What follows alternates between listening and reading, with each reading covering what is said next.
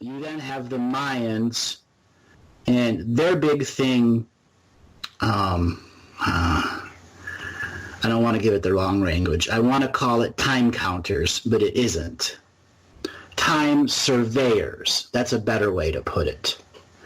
So their big thing that they could graduate, that whoever was controlling that area, if they could get 1 or 2 or 3 advanced time surveyors graduating every 100 years, they were, rich for an eternity. That was that valuable. So what a time surveyor does can go to a world in a no-time frequency and survey past, present, and future potentials and use multiple forms of precognitive technology, precognitive DNA technology to access galactic time and universal time, and then observe it through the Akashic record of even before it's been imprinted as a planet. So they basically give them a blueprint of what may exist in this world 1,000,000 years from now. Yeah. You've mentioned how, perceiving the uncreated sort of thing in many aspects, like the Australian continent and stuff. Yeah, I get it. The unconnected dreamtime realities and future stuff. Yeah.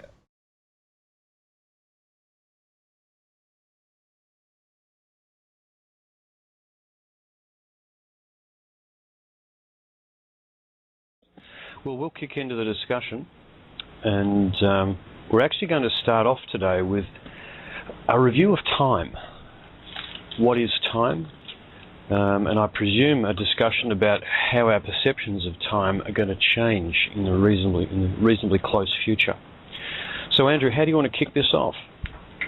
I'll give a description. I did this on the 2 other shows, and I described time as a sine wave of energy that's spiraling around a galactic central sun. Each solar system has its own unique sine wave based off of the pattern that it goes around the central sun. Each planet inside the solar system has its own subcarrier wave inside the master solar time wave. Some planets have, the best way to describe it, a North Pole and a South Pole with 2 different times. Earth has 3 subcarrier waves of time, a North Pole, South Pole, and a central time. Each one of those is set up purposely and with a distinct purpose so that all entities that are experiencing a central timeline can function with soul family above and below your timeline. So there's always an integration pattern here in this planetary structure that keeps the bottleneck of soul families from making a massive traffic jam. We're coming to a point in our history where we're going out of a very dense part of space where the sine wave of our solar system is very compacted, and the part of space we're going into is not dense at all. So the very front part of our solar system, the leading edge planets, are already accelerated into that less dense area. And the whole time wave is starting to expand out now. And Earth and Mars are the 2 anchor planets right now, where our consciousness is literally the only thing that's holding us back into this lighter density space. This stretching effect of time is literally what the event is going to be, where we as Mars and Earth come out of the final part of our consciousness that's anchoring us in the more dense spot, and we come into alignment with the brand new solar system's new carrier wave of time based off its position to the galactic central sun and the actual density of the space. So the event is a consciousness exploration event. The event is a dreamtime situation, and the event is also a rescaling of time back to the natural evolutionary way that time is counted, other than the social agreement that we're functioning in this matrix right now. A long, long time ago, when we were still a very young species, we used this social agreement of time because of our 3 concentric time situations above and below and within. And this was to limit people as well as to expand the amount of souls that could migrate here. That phase is coming to an end where the social agreement of time will no longer be valid in any way, shape, or form, and all the sciences that use that counting form of time will simply have no validation within them anymore. That's a very interesting proposition.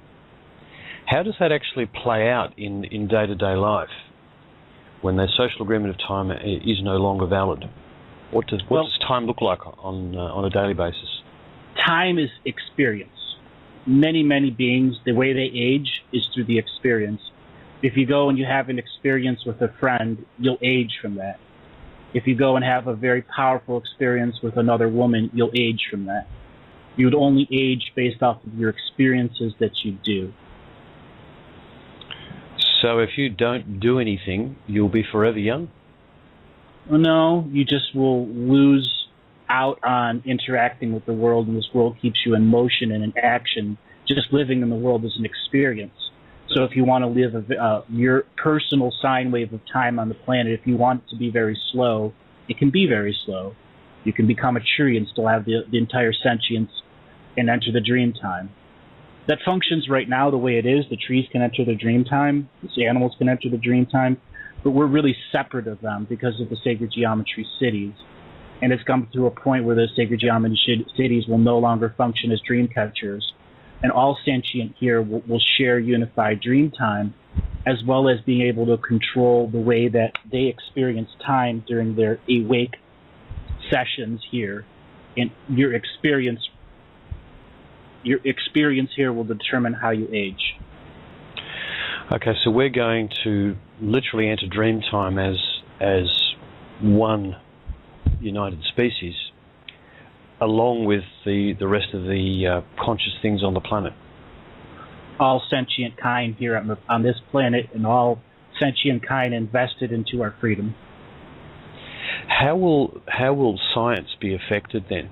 And there's an awful lot of, say, mathematics behind science. In fact, it's pretty much all mathematics. Are you saying that will no longer be valid? It won't actually be able to be used by them to predict events in the natural world?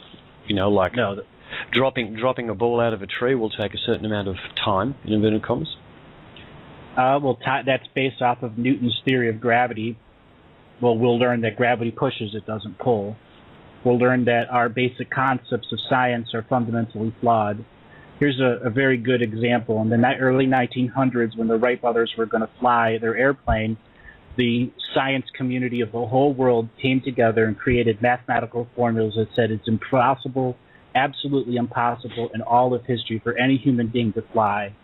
And they had these mathematical concepts that proved the wing theory couldn't possibly exist or function. A little more than 2 years later, you had Kitty Hawk, and then a little more than 8 years later, you had airplanes falling all over the world. The same thing was with the Einstein-Rosenberg bridge, the same thing about faster than light. CERN just proved faster than light. Science constantly proves itself wrong. And this will be another one of those stages where science not only proves itself wrong, but the spiritual people will go to the scientists and say, hey, I need you to be invested, involved in this world, separate of this dogmatic concept that we've had. Where do we begin to break bread? That will become incredibly hard for a lot of academic scientists. They're going to have a very, very interesting and difficult period of time adjusting to that. Well, the people in the 20s had a very difficult time adjusting to the rapid change in technology. You know, you went from, having an outhouse to indoor plumbing in 20 years. What else will be some of the impacts that we can look for as part of the signs that we're truly in the wave of awakening and the dreams like I've described before? All right. It's going to come on subtly, and then people are going to go, where did this all come? And they're going to look with hindsight, it's been here a while. There'll be a lot of people that will deny their dreams, but how often can you deny your dreams if you're having them 4, 5, or 6 days a week and shit coming true? Right. So that's like in a sense, it's like a bleed through of the truth. Yes. And a dispelling of the illusion, so people will start seeing what's really there. So they can see no time. Yeah. And that's led no by... social agreement time. No, to clarify that. No social agreement time. Time we're living on is a social agreement. Right, and that will, because there is no time. There's no time defined as social agreement. There's galactic time, which is based off of your your solar system in revolution from the galactic central sun, and your solar system is a sine wave that represents the total population of consciousness on a graph of energy. I speak in layers, and I'll be absolutely honest. I speak in layers because I'm speaking to each and every one of you individually and as a complete archive. Everyone that's listening live and everyone that's listening in the future archives, you exist right now in this no-time field. And the energies of the Akashic Record you are bringing to this energy, even if you're not listening to it until this exact second, you hit play and you see me saying this. Okay? Yeah. Here right now, there are millions of people listening to this, for me. Yeah. But there's just 3 of us in the room right now. Yeah. Yes. Yeah. It's amazing.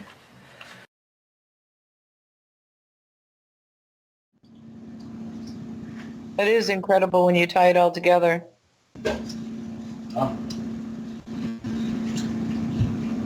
When we get into what they did in the late 2006, when the Orion War was really ending, and culmination, how do I put this? They knew 2008 was going to happen.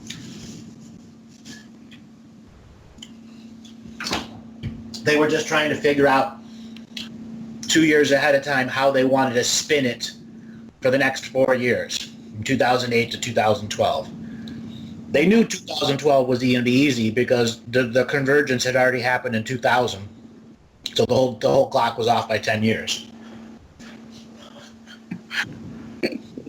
So, you see, the thing is, once you pass an age from one age to another, you know, it takes a significantly long time for the solar system to move into the new groove. It's interesting because with hindsight, if you look back in 10-year intervals on the political scene, and you actually look at all the maneuvers that they do on the commerce, on international trading, and it will actually give you what they're actually setting up for in 10 years from now. Right, because it's showing the setup of the scam. Yep, exactly. And there are a lot of people who figured it out and made a lot of money, and they're not alive today. Yeah. You know, I was telling you before about, you know, publicly listed mercenary companies. East India Trading Company was also that example. And look what that did damage worldwide. Yeah. Eh? That's a visceral reaction for people to think about.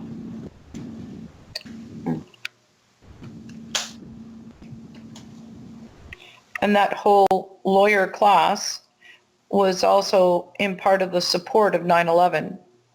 Absolutely. Hence why they had the introduction to the NAFTA and certain classifications that would actually either speed up or slow down certain markets and products, and that's how they would control the reality bubbles. That's right. An example. In early 2000, there was this push to bring ultrasonics into toothbrushes. And there was a big court case that held ultrasonics up for 10 years. And now that ultrasonics is coming out, they're proving that all the existing ultrasonic technology out there is 100% based on false science as proven by law. And that this new ultrasonic is the new science. That's some magic.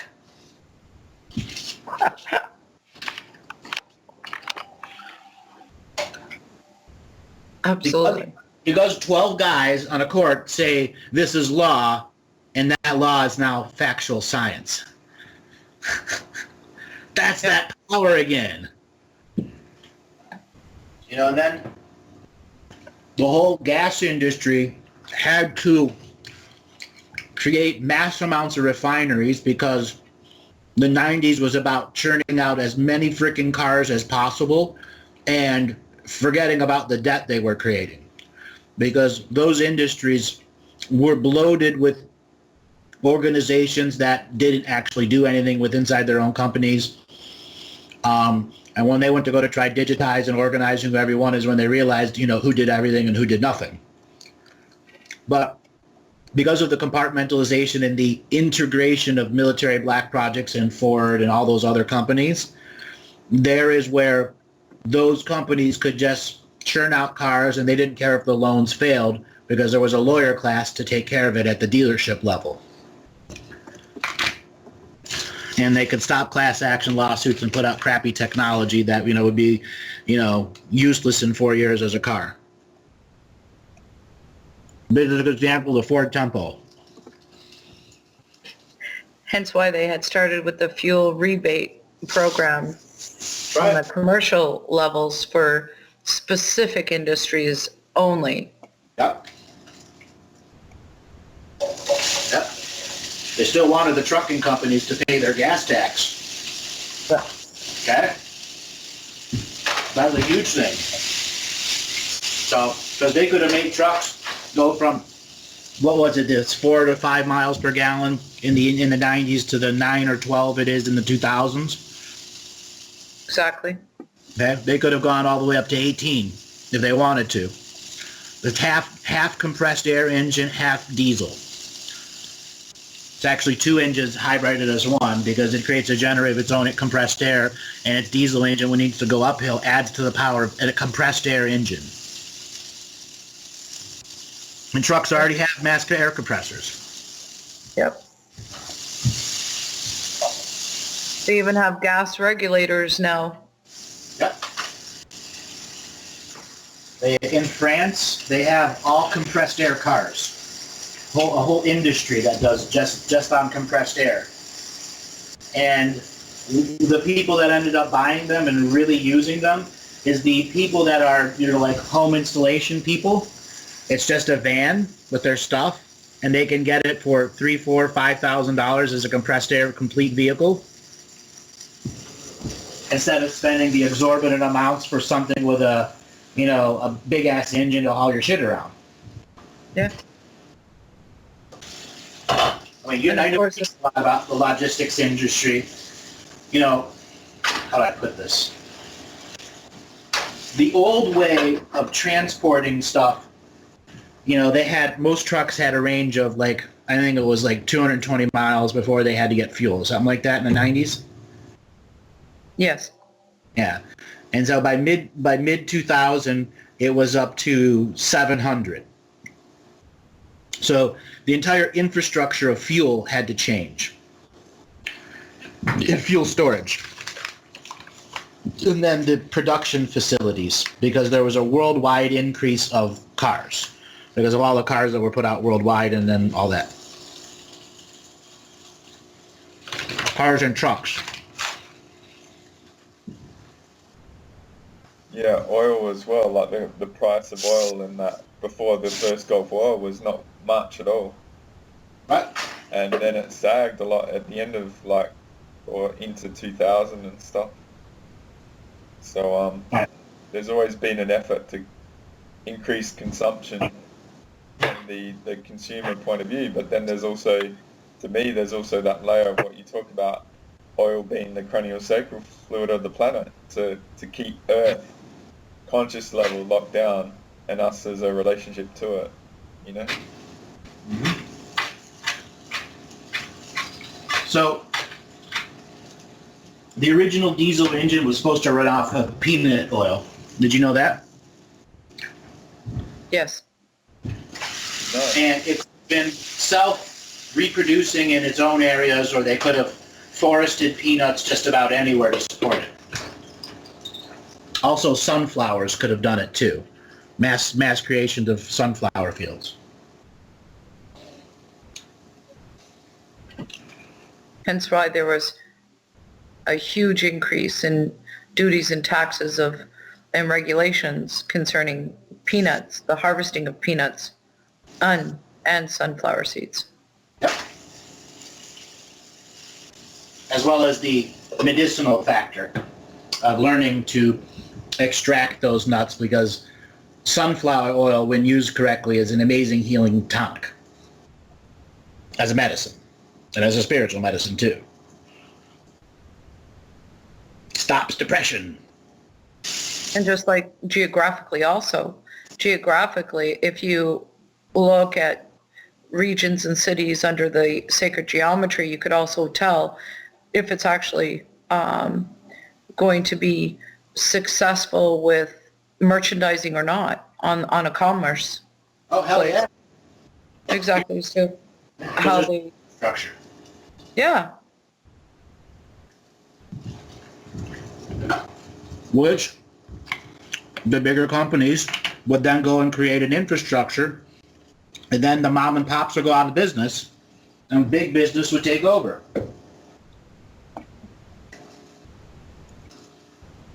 Walmart, Kmart, the creation of in the 90s was all about creating malls all over the world. Consolidation, yeah. Yeah. And then the malls are now obsolete with online shopping. Yeah, I understand and appreciate the sacred geometry aspects of a mall and the impact on a region. Mm-hmm. Yeah. Because they have as well as points, and yeah. It's also an amplification of the elite's power. It took the elites to build a mall, because in the old days, it was the commoners that built the malls. They were called bazaars. Once they took the local support out from the community in the industrialization age, they took away the ability for the community to create its own food. So they recreated the mall, which is just the bazaar, but made it funded by the elites only, which took the power out of the people's hands to make their own markets. Ta-da! Because only big corporations could get into malls. Yeah.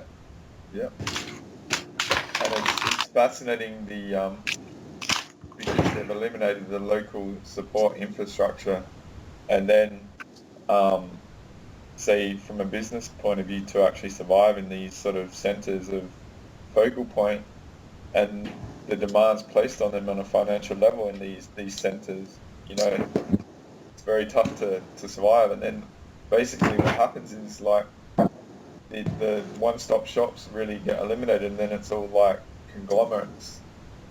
Wow. Yeah. So they're far-reaching sort of things, and like trends and sort of things, It sort of creates a one reality sort of thing, the disunity-unity reality. Or whatever perception you want.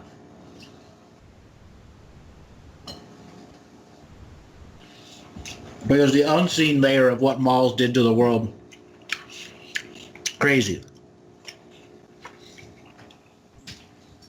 It triggered you ancestrally to remember the feeling of a bazaar, a market, etc. Look how you fondly say, I go to my market. How many other lifetimes do you think you've done that?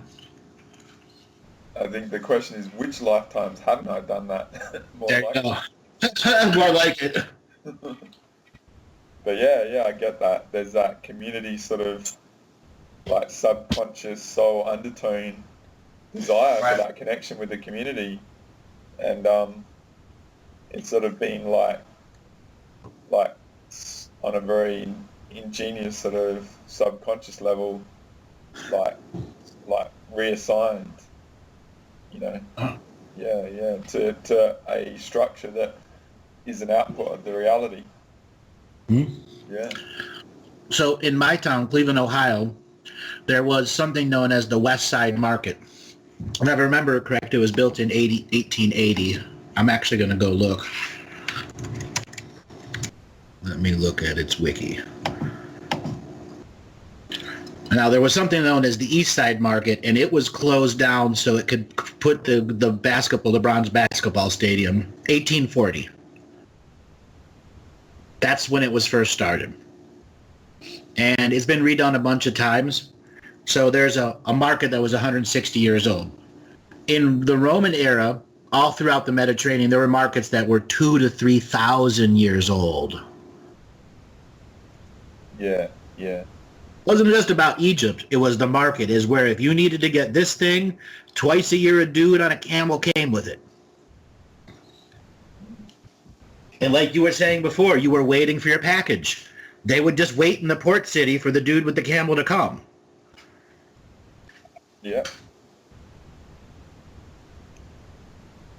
But the other thing is, the difference between a bazaar and a mall is that you actually have a relationship with a lot of the people. And there's like you probably have like the unseen aspects of, like dealing with people that you've had soul relations with and stuff, like soul groups and stuff. So as you began walking the mall, the fetus that was planning would realize that there's genetic familiarity to this and can use that mall's 1 degree of separation to meet people. Okay?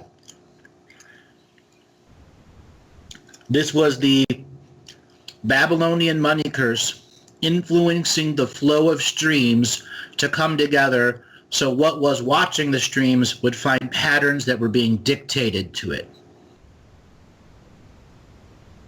instead of naturally, organically occurring patterns. Okay. I've got this concept called reality barometers, where you can go to places and you perceive the whole on an energetic level. So obviously it's a source of data collection to impact and all that sort of stuff. I get it. Yeah. Well, But yeah, the mall became a stamp in the sacred geometry of the cities. mm-hmm.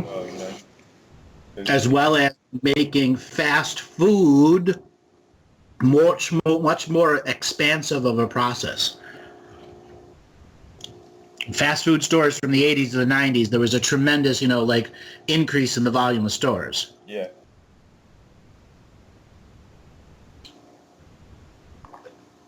Which coincided with what? Beef production from Brazil and GMO and antibiotic cows and chicken and all that other stuff.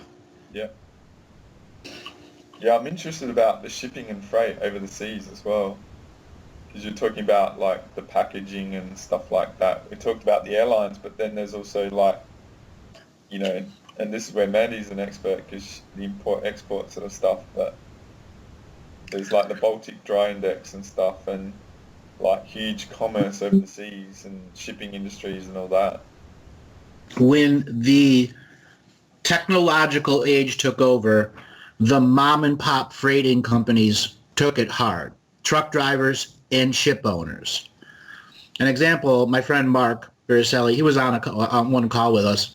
His family owns a stone yard in Cleveland, Ohio, and they bring over 70, 80 boats a year of limestone from quarries that they own in Canada, and they've owned it in their family lineage for since the 1930s.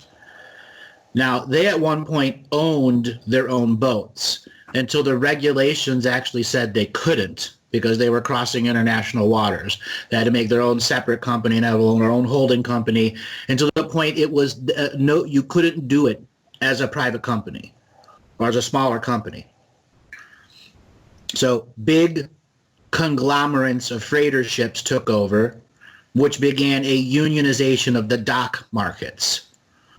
That created the container ship market. Now, the container ships existed in the 80s, but nowhere near at the effectiveness where marine engineers were able to actually do, and then someone's actually able to produce, because it took a military shipyard to produce those first groups of containers that wouldn't sink and could prove to an industry they could change, which is the same industry that did the cruise liner ships. It was the technology from that also made the multi-story cruise liner ships. Interesting. They also control right down to the point of what countries can dock Where? into certain points, certain ports in other countries. Right. And if you don't pay off the union, then you don't get unloaded.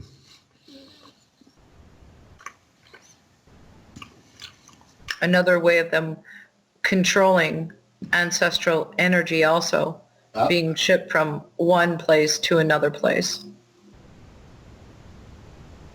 Has to make sure the negative energy hands get on the freight. to bless it with its curse. Now, Andre, let's think about what the 90s also meant.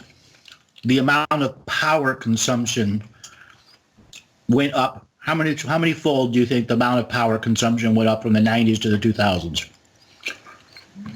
Yeah, like with the implementation of sort of the technology and the computers and stuff, like it would be factors, maybe 10 times. Yes. Like 10 times the amount of power consumption. Probably that. We could actually find out. There's got to be a way. But yeah, I get what you're saying. So the frequencies on the, like, relative to that with all the wires and stuff. I mean, also satellites as well. Yep. Obviously became a part. This is a question I had for you, which was interesting because we're talking about fuel and stuff. And one thing I know, like the house I actually live in, we had an issue because it had lead paint inside it.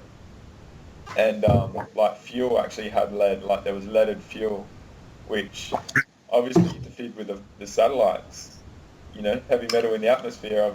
For me, it actually was like because we're going to implement like mobile phone technology and all this other sort of frequency stuff, we actually need to remove the lead from people's lives, which was providing a sort of theme, but now it's like we've got a better theme, you know.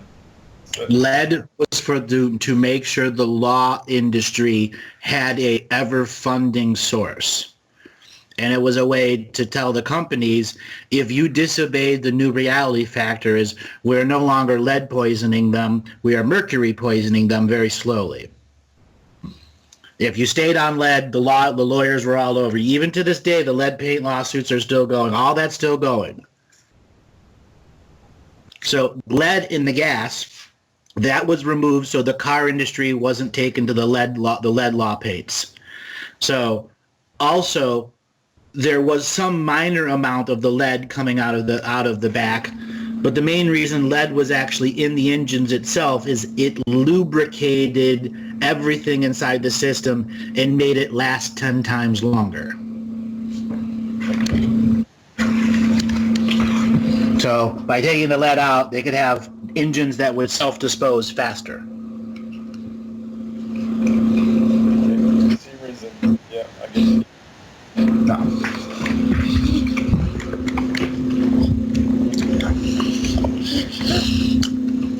But I went on a tangent there. I'm trying to pull myself back. What were we talking about? I want to ask Mandy a question. How much experience do you have with shipping captains or big freighting companies?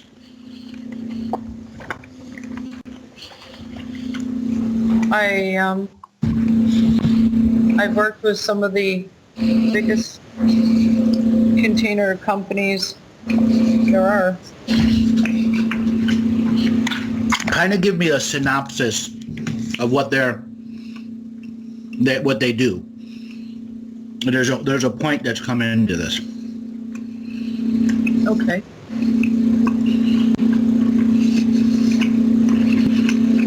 So basically what they, in a nutshell, they consolidate.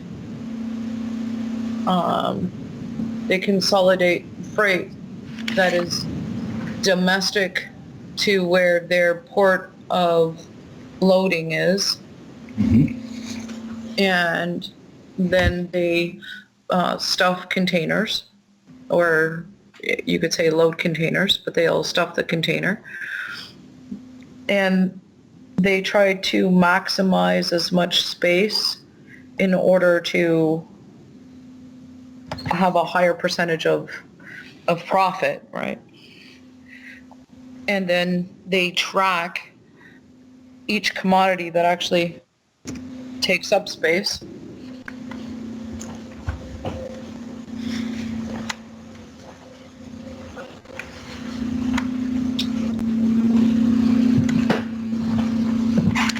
But there's even like deeper levels to that. Mm-hmm. So it's fair to say that if they have 50, 60 container ships, a lot of these big companies or more. Absolutely. Would you say 150 to 200 container ships is within potential? 500 perhaps is better. 500 container ships, which means there's a global logistics market inside each of those containers. Absolutely.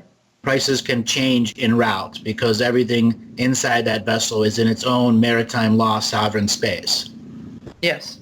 which allows these big companies to operate at maritime expression so they can change the commodities, change ownerships of whatever they want based off of how one process sovereign space is doctoring with another, which is the taxation, the seen and the unseen side. And the bonds that were bought, yes. Bonds that created it, yes. Thank you. So the majority of the shipping company outside of the actual running cost of the ship is lawyers and specialized people dealing with the actual, how do you put it, liaison between all the bribery organizations. Absolutely. Yeah. The guy with the envelope. The guy who takes the envelope. And now it's just a digital envelope. With a buy now. Ha ha. Yes. There's just with shipping also. I'm trying to find it, but there's something related to like the British sort of maritime stuff, where there's one company that sort of sets a standard for. Lloyd's of London.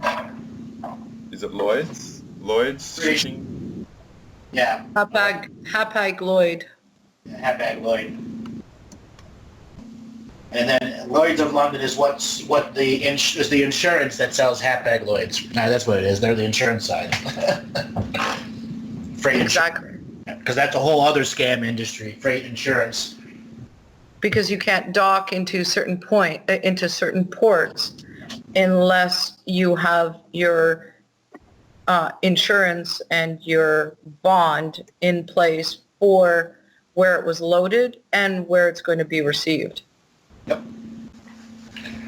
Yeah, I remember like say it's a stamp on the ships, like from a symbolic point of view and stuff. There's a particular maritime insurance sort of thing that all ships go by. It's like a standard. Yeah, I forget. I'm trying to recount what it was, but it was interesting because the whole laws behind the sea and stuff are very different. It was quite fascinating.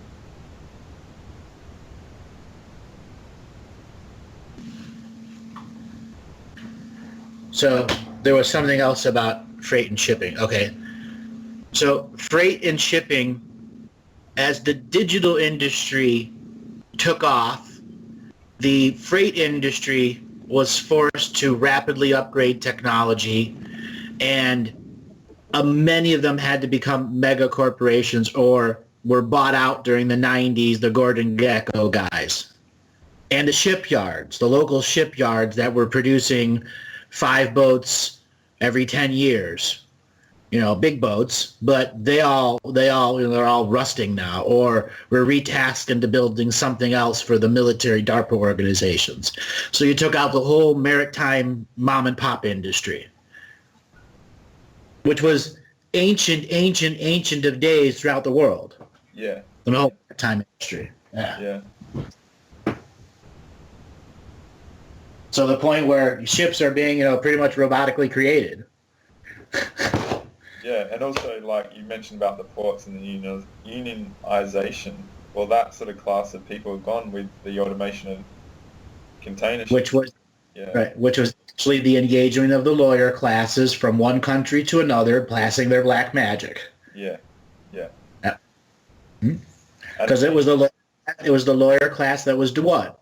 Populating government positions.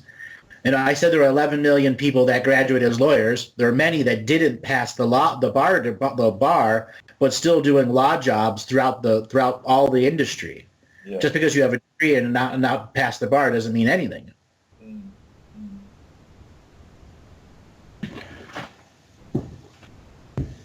I have a question. Can I ask a question fast? Sure.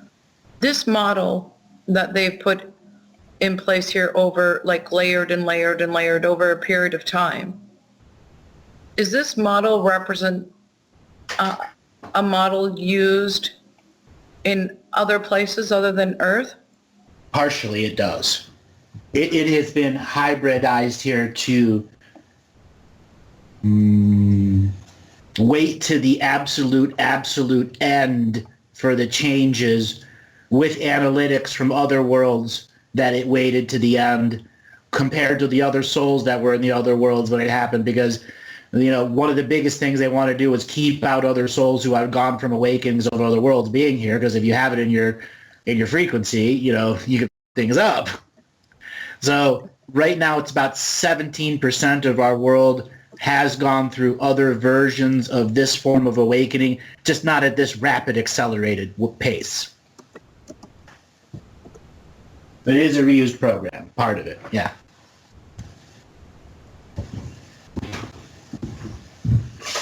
And then there are aspects to it that are totally brand new.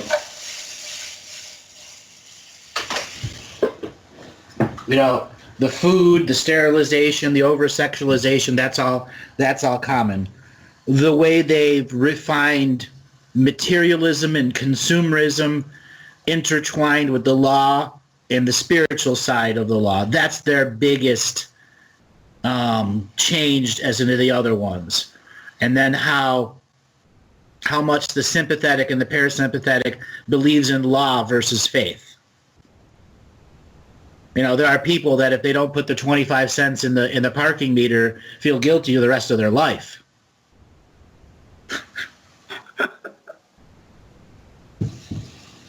Shame, blame, and guilt. Right. You are hurting the people of this local city by not putting your quarter in that meter.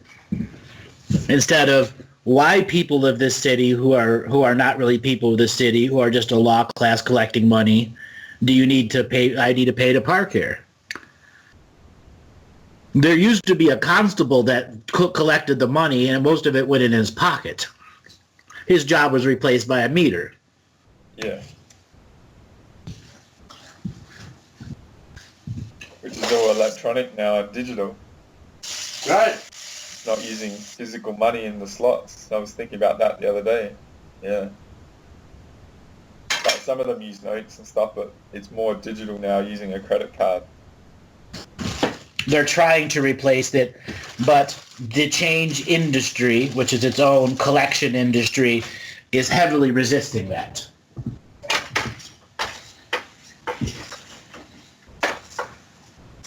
Did you see that article I sent you about India? Their two most popular notes, their 2 rupee and 5 rupee, which is like their $1 and $5 or $10 bill, is null and void. They have to take it back to the bank and exchange it.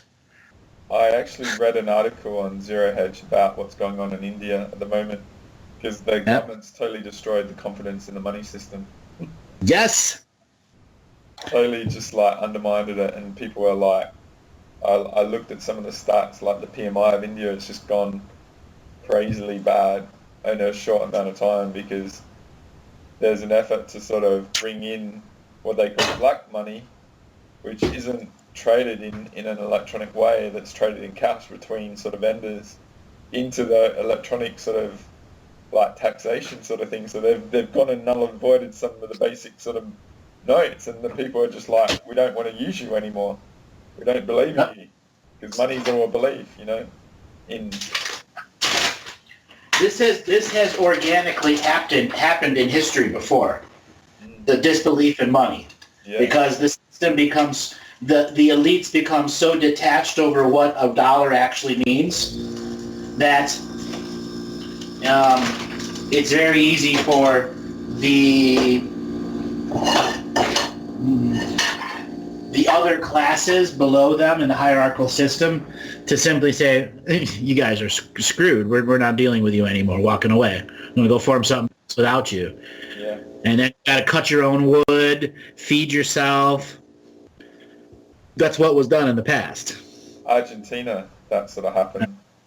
Yep. Around 2000, I remember, because I was looking at sort of instability around the world, and Argentina is a classic example because they just printed their own notes and stuff. You know, like, it's complicated what went on there, but to me it was like a loss in confidence of the currency. So Argentina's been going through it for a while. Yeah.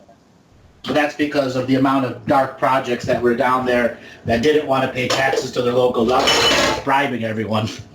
And then when they decided to leave, nobody had any way to prove what they had. Yeah. Yeah. Just getting back to the shipping sort of thing, I mentioned like the Lloyd's register symbol and stuff. Like a lot of the actual shipping companies register their ships in places like Panama and that, or Greece. Yep. Because that gives them specialized banking laws to high taxes, yes. Yeah, yeah. So is that an energetic harvesting sort of purpose? No, that's a way for the elite to bypass the energy harvesting service. Okay. Yeah, yeah. So yeah. The commoner's port versus the elite's port that has the elite banks. Yeah.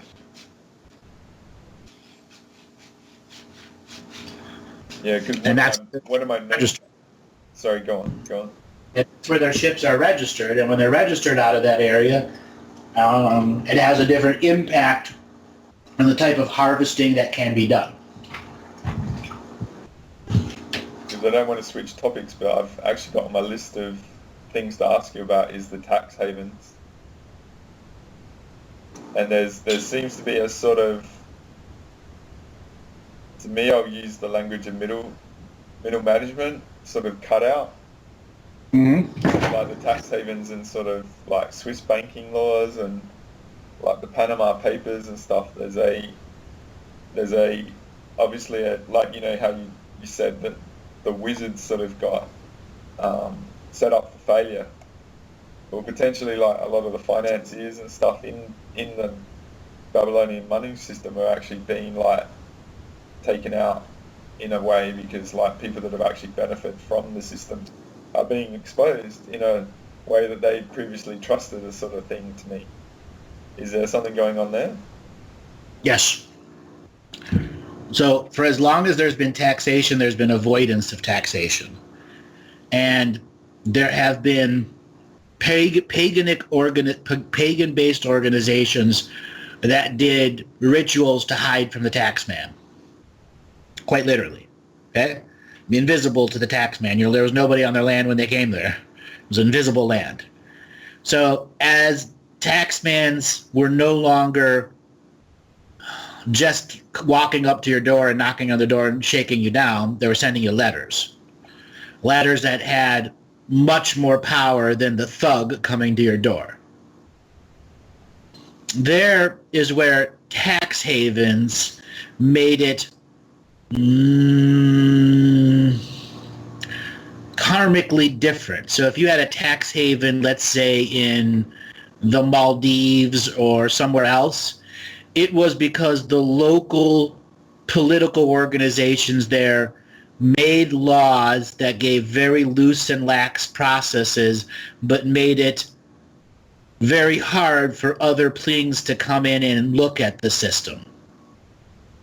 Because they were actually countries. And those countries had their own integrating banking system that had to interface with a government group of lawyers. And oftentimes they could buy out the lawyers on the other side.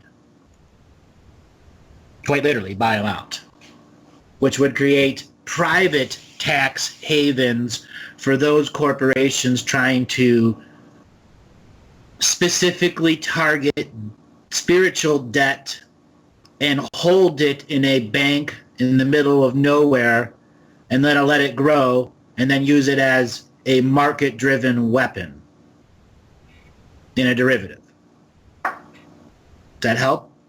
Yeah, you're giving us like a linear sort of overview of how it sort of came to be, sort of thing. Like I'm thinking like the islands, like so the British Virgin Islands, like Cocos, and I forget the other name, and like Jersey Island, and like many places, like these island sort of sanctuaries that are obviously stamping on maybe like. And most of them were Yeah, most of those were created by the CIA to purposely create areas that they could use for their own purposes to secure loans from, let's say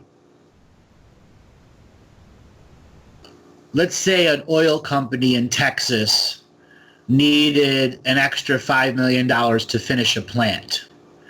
And mostly of that would be paid back pretty quick because the way the profit was going to be turned over. They could go to an offshore bank and get a short-term loan from dark money, drug, cocaine money, stuff like that. And this would offer the CIA opportunities to rapidly take over corporations by triggering failures with inside the thing, so they owe more money, and the next thing you know, your whole company's taken over. To, again, eliminate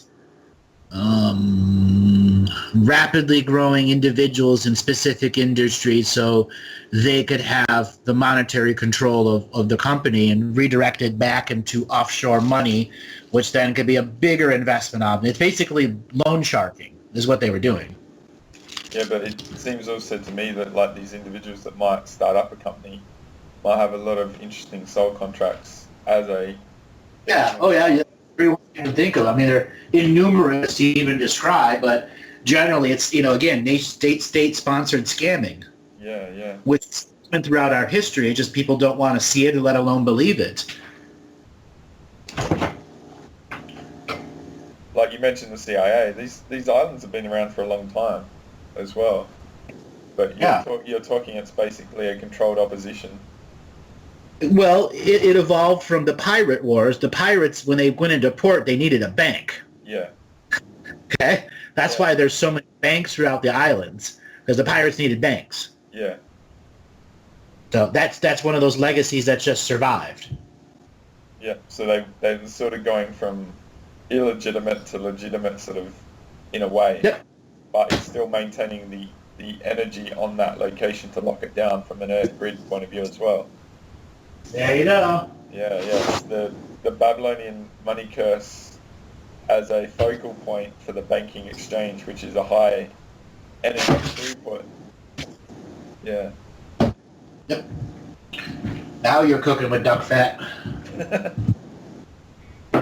You know what I find really interesting is all these constructs of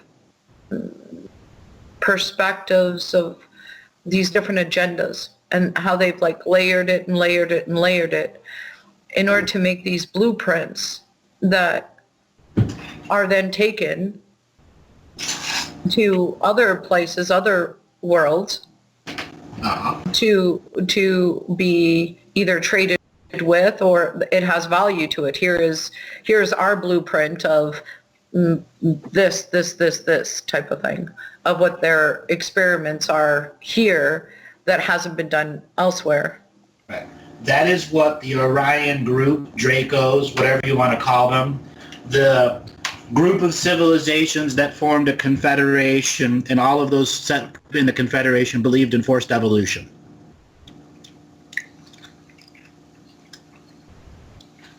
Okay? So you have an entire confederation that believes in forced evolution that's sharing data points on their experiments all with each other.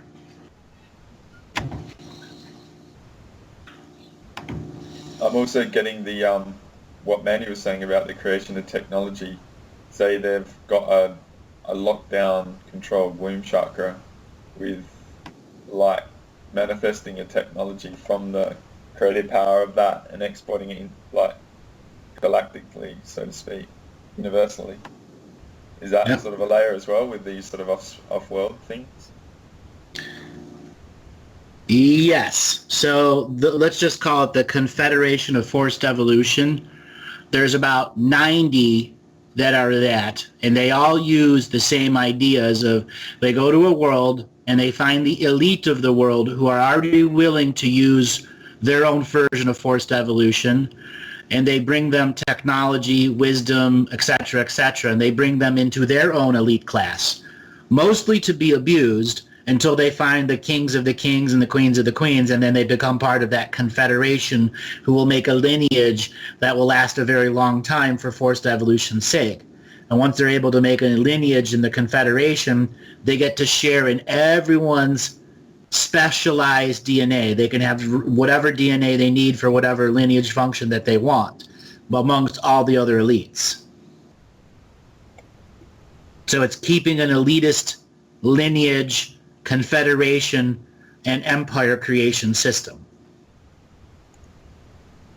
That shares your system, yeah. Jupiter ascending, mate. It reminds me of that. Yeah. Well, Jupiter ascending was an attempt to show that aspect. Yeah, it did it very well from my point of view.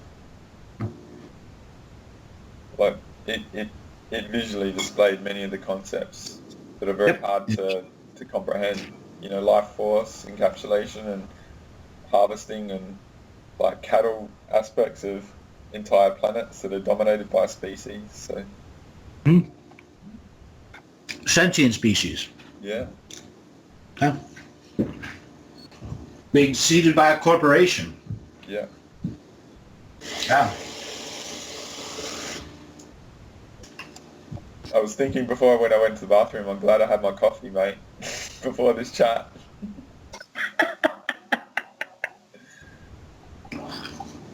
But it's interesting. I mean, this is a really good couple hours chat to sort of demonstrate how everything's interrelated. The other thing, I mean, this is a tangent thing, and it might be a bit too out there, but it's like there was a lot of banker deaths the last few years. Oh yeah, that was to cover up lots of shit. So, on an unseen layer, 2008 created the implosion of the banker class. They were no longer seen as the good guys to be looked up to. What did the world see the banker class as? An ally to the lawyer class. Or that which was milking everyone dry, that owned the government. Yep. Right. What they truly are, the truth is actually coming out. Right. Somebody funded all the wars. That's the banker class. But I think what was really felt for one time was a real-time impact in our lives, where it was very an unseen layer in the past. It was not as overt, or not as covert. It was more overt and appreciated. So the media couldn't actually hold it back. They actually had to be in alignment on some level with the majority, to justify their place, which is a battle that's going on now. It's still going. Yep. A perception management. So, my attitude was, the gut was that there were certain individuals within that banking sort of thing that were actually getting aware of too much without having the right to know too much. So what I was getting to was there were, on the unseen level, the karmic retribution that came to the middle management of the bankers was far more intense to the high end of the bankers, because the high end bankers had spiritual protection. So the middle to upper management became haunted at the ancestral lineage line for all the misery they created from 2008. All the homes being lost, all the unseen damage that was being created, they became haunted, and many of them at times called on an angelic being to come and help them, and essentially they were able to buy their soul back from the devil. So, basically asking an angel to say, hey, I sold my soul to the devil, can you help me out? And the angel's like, hey, it's a lawyer class. Yes, I can get your soul back.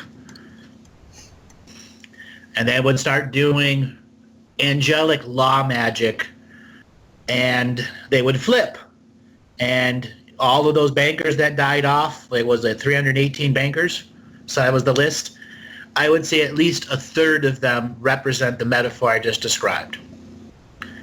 The other ones that came forward didn't call on the unseen forces. They believed that the law would tell the truth and believed you could whistleblow, or the third option, it was blackmail, and certain amounts of blackmail needed to be eliminated from the whole potential so banking could go forward, which included finding the source of the material or just killing the person off. Yeah. Because the media was already bought and sold. So if stuff was mass released to the media, it could easily be stopped. Yeah, another big thing with relating to the banks and lawyers is you made a comment to me in a chat about the statute of limitations sort of being breached now, so nothing can be done with the 2008 from a legal perspective. 2015 was a 7-year statute of limitations, yeah. So essentially nothing can happen anymore on a legal lawyer, like government sort of thing. Criminal, civil, yes. Criminal, no. Okay.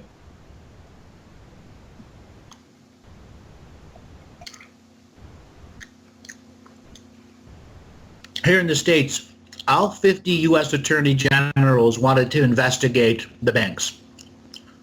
They were all stopped.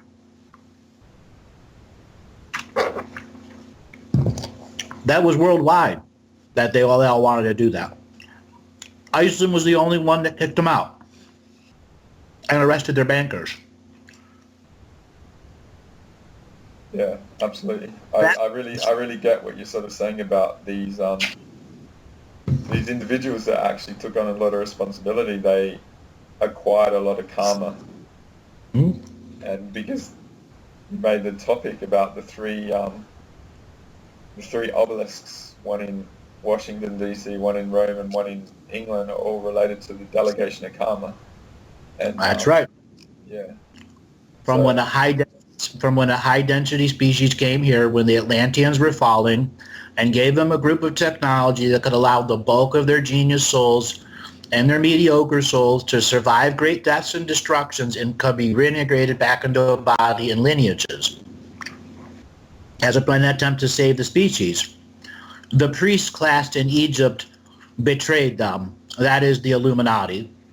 And ever since then, you've had that extra density force that's trying to hear and trying to fix it, representing Yahweh, trying to come in and say that's the God, the devil, when they're realizing they're only making it worse.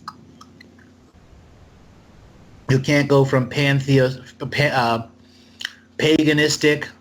to multi-theistic to monotheistic in 5 years. It just doesn't happen worldwide. It's got to happen organically. Yeah. And they brought in organizations that were good guys who tried to rapidly force a belief system change within the people by presenting themselves as the God. Yep.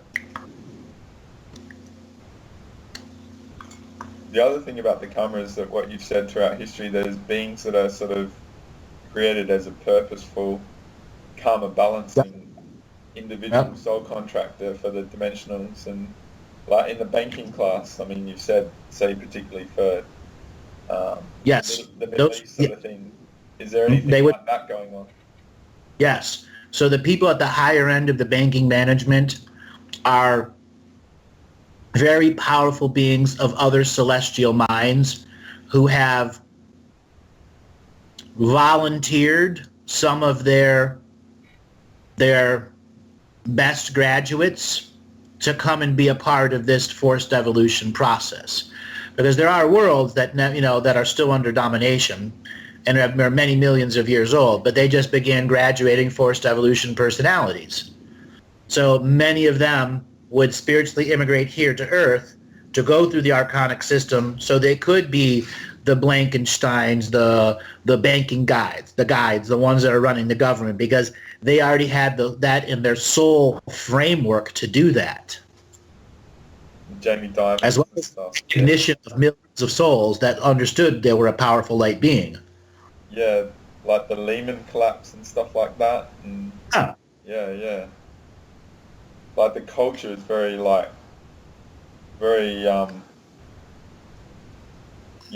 quite haunted, dark, negative, like very self-serving, and don't have empathy, sort of thing, you know.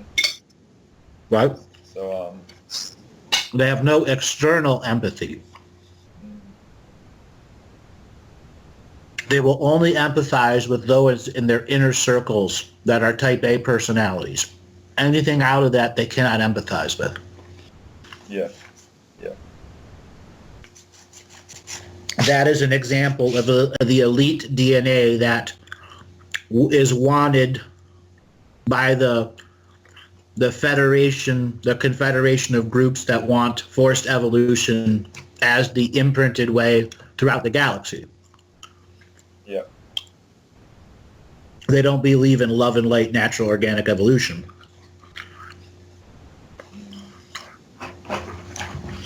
Yeah, it's a bit like, almost, dare I say it, transhumanism, sort of. Well, it is transhumanism. It is that, because they integrate in their forced evolution artificial intelligence into the blood through nanites and other technological stuff like that, so that they can control how the sympathetic and parasympathetic create even your inner dialogue that self-educates you as you grow. Yeah. Like there's this aspect of social engineering that you as a human being of organic origin are not as good as something that has an external boost, like external validation, like outsourcing validation sort of thing. Right. You know, it's like you need, like even the movie like Lucy and the TV, like the movie Limitless, where there were great shows. Like it was using pharmacology to get to an aspect that you can't get organically, which to me is like a program. It's like creating a belief that you as a human being aren't as good as having something external that we create, you know. And it's all that. Whereas like if you go within, you meditate and all that, you actually will be more powerful, to me. You know, but you have to put the work in. You have to do the work. You have to like suspend your beliefs and all those sort of things, and actually get past the concept that, say, the unseen world is not your potential, you know, when it is your greatest potential if you actually embrace it, you know. The placebo is your best friend. Yep. If you believe it. Your placebo best friend's always got your back. Yeah. But I mean, like... The amoeba. The source placebo. But for me, like that whole like conversation about all the money, all the sort of industries, all the technology and all that has a purpose to realize in each of us that it has a finite potential and we are infinite potential. You know, it's an all a very vast sort of time-wise and like... By Joe, I think he has it. Because yes, you might get a short-term gain by going this, but it will not be as great as what your potential is if you actually embrace the inner sort of self-development path. And it's all, to me, there's nothing wrong in a free will universe. It's all has purpose. That's right, so because a placebo makes it right for you. It actually generates stuff in your body that says it's right. Yeah, you can employ it. You know, you don't have to have the scientific sort of basis. If your knowing kicks in, that's actually empowering your self-placebo in a way, but then you get the confirmations from actually having the courage to sort of go down that path, you know? Yeah. Dopamines and acetylcholines is the way they're able to... the sympathetic and parasympathetic programs are able to influence how much we learn on specific subjects and how fast we learn on specific subjects. So there are certain jobs that activate certain parts of the brain when there's just the slightest bit of esoteric energy around it, creates an amplified placebo effect, which allows someone to create a small no-time field to access their greater genius.